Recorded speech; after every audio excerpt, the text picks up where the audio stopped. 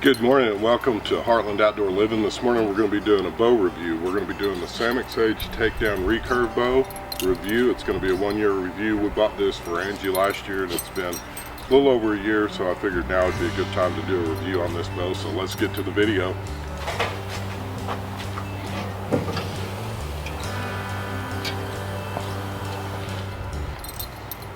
Good morning, and again, thanks for tuning in to Heartland Outdoor Living. This morning we're going to be doing the bow review video on the Samick Sage. This is a recurve, which means that the limbs come back and they curve up. And if you notice, the string actually rides on that curve down here for a little bit. So that's part of what qualifies this as the recurve. And then also you can see these bolts up here.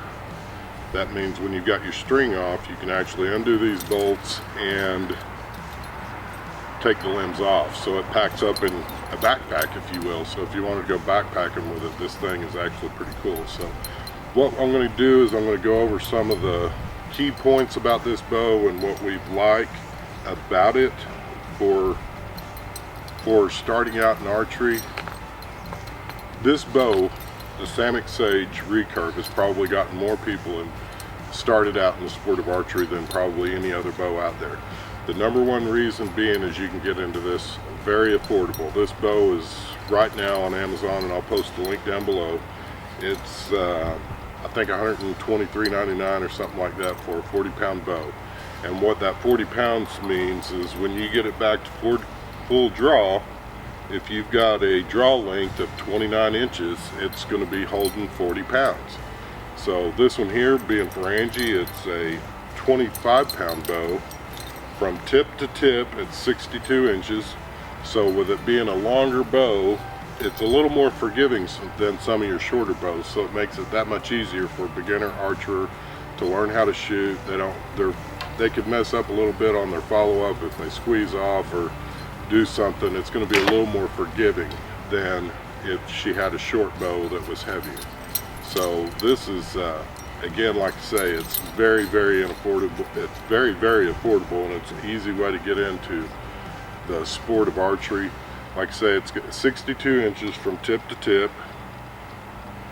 The grip on this from the factory is actually pretty phenomenal. I love how my hand just falls into that grip, and again, even with a smaller hand, it fits Angie's hand very nice. So it's got a really good grip. There's several things that this bow has that a lot of bows don't have, and I'll start here with on the side plate. You've actually got a place to put an arrow quiver. I don't carry the quivers on the bow because it's not something that I like, but I know a lot of guys do. And then also it's got the cutout here for a plunger if you want to go with a different rest or an adjustable plunger rest as your skills with your bow increase, and you may decide that you don't want to use the little plate that comes with it. You want to put a plunger in here to maybe help with your grouping or your accuracy. The more skilled you are, there's some things you can kind of do to fine-tune this bow a little bit better, so the plunger being one of them. The other thing is you've also got a spot here where you can actually put a stabilizer, and or most people that buy this bow, or a lot of the guys and gals that buy this bow, may actually want to go bow fishing with it. And this, having the insert here where you can screw in the part for your bow fishing, makes it really handy coming from the factory with that. So when you think about the riser, the grip, all the things that you can do with this bow, and then like I say, the limbs, you can take them off. These limbs are standard limbs, so if you bought, say you started out with a bow, number one, don't start out with one that's too heavy for you. Don't get into that deal, oh, I've got to be able to pull 65 pounds. Pulling 65 pounds on a recurve is much harder than pulling 65 pounds on a compound bow, because when you get back here, you're still holding 65 pounds. You've got more strength and leverage when you're up close and you're kind of push-pull, and that's how guys, a lot of guys, they may not be, they're getting them pulled back, but that doesn't mean that their form is great. So start out with something that you can actually pull. You're going to set and then come back and draw something that you can draw comfortably, and you need it to be repeatable, because if you 3 or 4 shots in and you're kind of shaking at 50 pounds because it's a little too much for you, your accuracy is going to be depleted, your form's going to be horrible, and you're never going to get the groupings that you want to do. So start out with something that's light. And again, like say, when I mentioned that these limbs come off and they're all basically the same, you can buy another set of limbs for this bow much cheaper than you can buy the entire bow. So if you start out, say you start out with a 35 or 40 pound bow, and after you've been shooting for a month or two, you want to bump it up 10 pounds because you've built up the muscles in your back, your arms, and everything else, and you want to bump up your weight so that you can start shooting a little further or whatever your desires are. You can actually buy the new limbs. You can actually buy the new limbs cheaper than you can buy a whole new bow.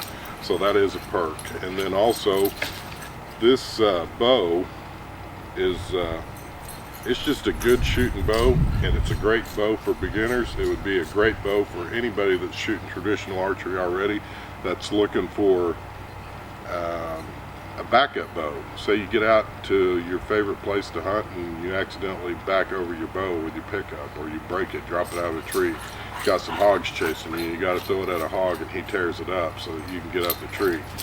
It's a great bow to have in your vehicle as a backup bow. And like I say, this is a good shooting little rascal. We'll go out and shoot it here in a minute because I know everybody wants to see some videos of us shooting the bow.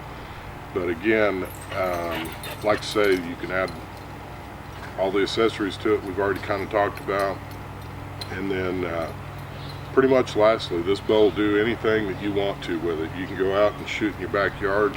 It's cheap fun to go out and shoot and shoot and shoot. It doesn't cost you any more to shoot it. It draws real easy.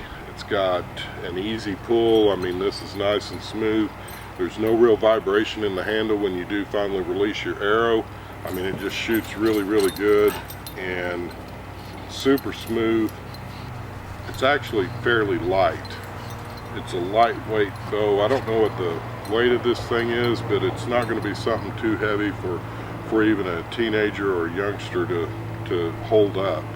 A lot of times you'll get into some of the takedown bows and they're quite a bit heavier than just a single piece bow would be, because you got all the extra bolts and parts. But this bow is still real light.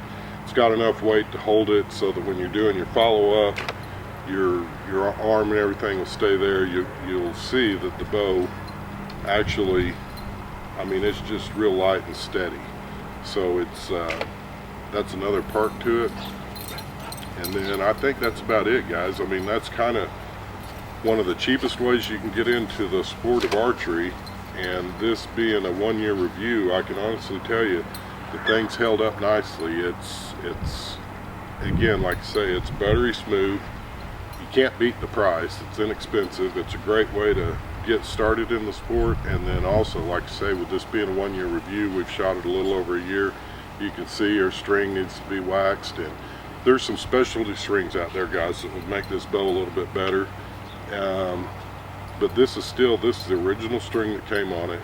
You can see there's not a lot of wear on the serving and the string. It needs waxed, but it's actually holding up very nicely.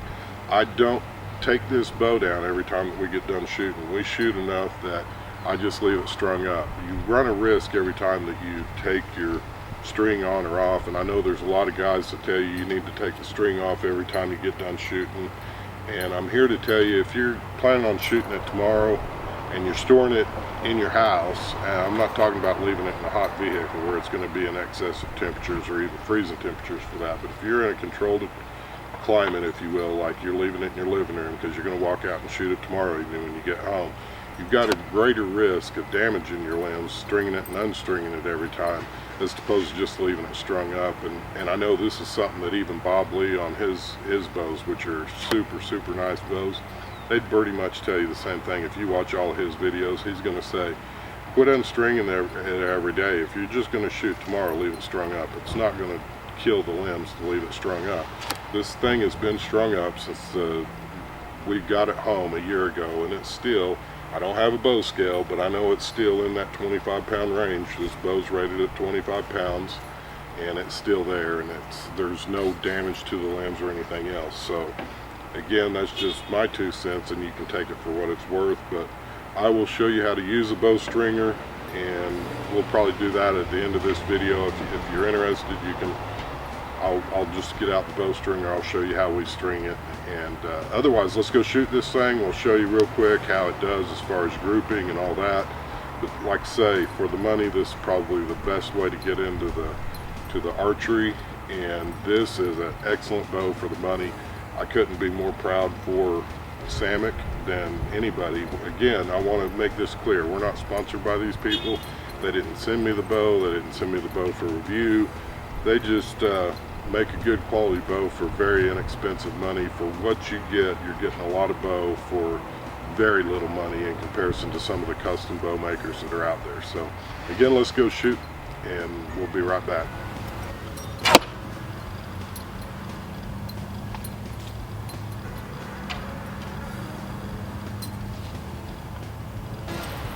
If you like this video, if you like this video, give us a big thumbs up. We appreciate your likes, comments, and subscribes, and may you have a blessed week. Let's go shoot.